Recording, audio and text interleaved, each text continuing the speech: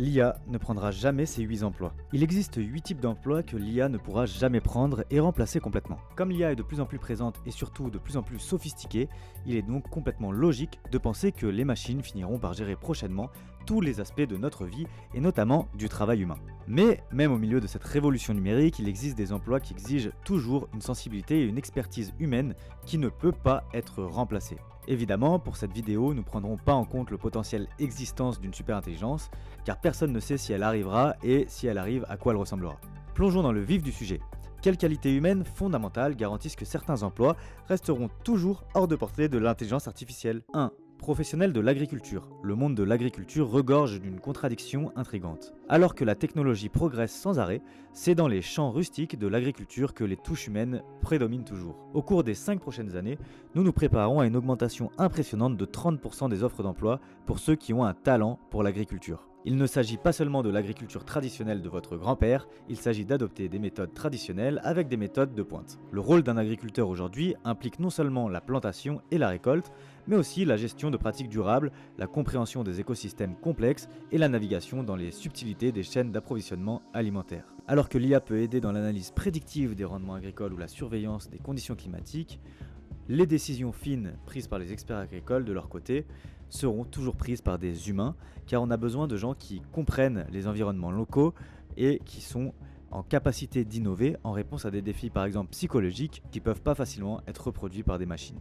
Le deuxième corps de métier est les artisans. Les artisans qualifiés, tels que par exemple les plombiers, les électriciens, ils présentent un mélange de dextérité et de réflexion rapide que l'IA n'est pas encore capable d'égaler. Chaque travail est un nouveau puzzle exigeant une résolution de problèmes en temps réel. Pour imager tout ça, imaginez un plombier qui s'attaque à un réseau complexe de tuyaux dans un vieux bâtiment. Il doit interpréter non seulement la disposition des matériaux, mais aussi tenir compte de l'usure et des réparations antérieures et des problèmes potentiels futurs, une prouesse qui va au-delà de la portée actuelle de l'IA. En fait, il y a un bureau des statistiques de travail aux États-Unis et ce bureau prévoit une croissance régulière d'à peu près 4% de l'emploi pour les électriciens de 2019 à 2029, reflétant la demande continue pour ces professionnels qualifiés. Ces professionnels s'adaptent également à des environnements de travail variés, des espaces restreints aux paramètres extérieurs, chacun avec des défis uniques.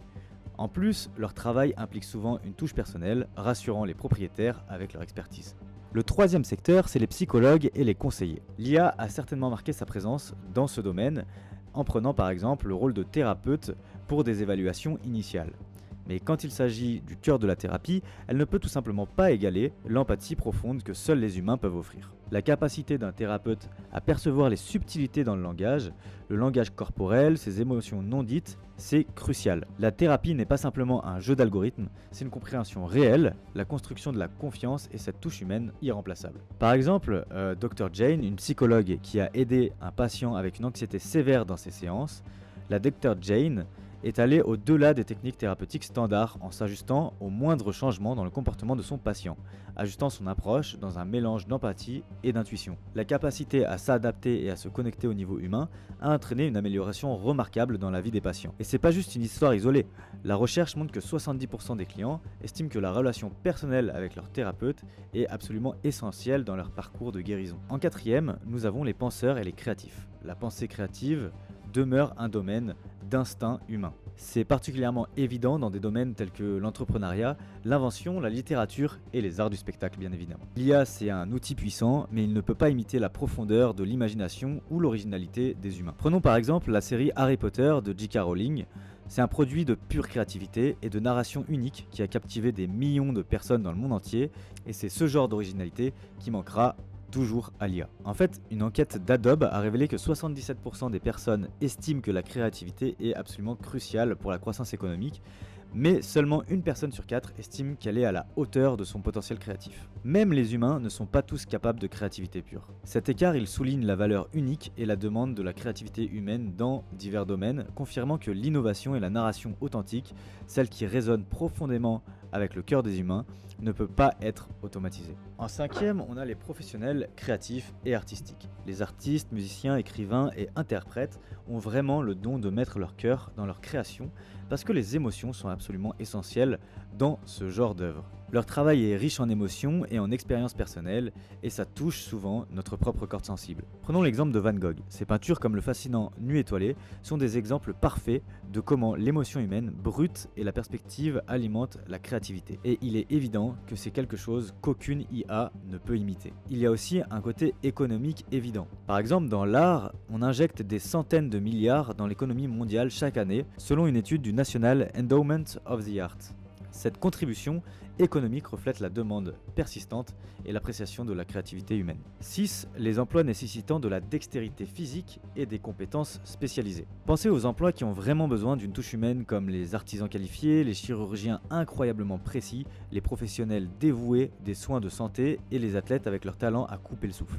Par exemple, les chirurgiens sont dans une ligne à part avec leur capacité à naviguer dans des opérations complexes avec une précision et une prise de décision en temps réel. Le tout dans des cas complexes aussi différents les uns que les autres. Essayez juste d'imaginer une chirurgie cardiaque, ce n'est pas seulement une question de connaissance, mais aussi de cette expertise intuitive cruciale dans des moments de vie ou de mort. Et puis, bien évidemment, il y a le monde du sport. Imaginez quelqu'un comme Ronaldo sur le terrain. Son génie athlétique et son esprit stratégique sont quelque chose que l'IA ne peut tout simplement pas reproduire. Et même si l'IA était capable de le reproduire, en tant qu'humain, nous aimons voir les humains jouer. Dans les échecs, ça fait bien longtemps que l'IA est supérieure aux humains, et pourtant, nous regardons toujours Magnus Carlsen jouer aujourd'hui. Ces professions alliant des compétences complexes et une intuition humaine soulignent des domaines où l'IA, malgré ses avancées, ne peut pas remplacer la profondeur de l'expertise des humains. En 7e, on a les enseignants de l'école. Qui a déjà pensé à remplacer un enseignant par une IA? Personne. Et voilà pourquoi c'est pas près d'arriver. Au niveau préscolaire et élémentaire, le rôle d'un enseignant va bien au-delà de l'impartition des connaissances. Il s'agit de nourrir, inspirer et comprendre les besoins et les styles d'apprentissage uniques de chaque enfant. Ces jeunes, ils ont besoin d'un soutien émotionnel, de l'orientation et de l'interaction personnelle que seul un enseignant humain peut fournir. Par exemple, lorsqu'un enfant éprouve des difficultés avec un concept, un enseignant peut adapter son approche, offrir des encouragements et favoriser un environnement d'apprentissage plus sûr. L'IA, elle peut compléter l'éducation avec des outils genre des applications, du tutorat, mais elle manque de la capacité à remplacer le rôle empathique, inspirant et réactif d'un enseignant. Surtout que pour les jeunes enfants qui commencent tout juste leur parcours éducatif, ces éléments humains sont l'éducation précoce et cruciale pour le développement d'enfants confiants et bien équilibrés. En 8e, on retrouve les professionnels du droit et les juges. Imaginez un monde où c'est les robots qui prennent la place du juge ou élaborent des arguments juridiques. Ça ressemblerait un peu à un épisode de Black Mirror, non? Mais même à l'ère technologiquement avancée dans laquelle nous vivons, l'IA peut pas entièrement remplacer les professionnels du droit ou les juges. Pourquoi?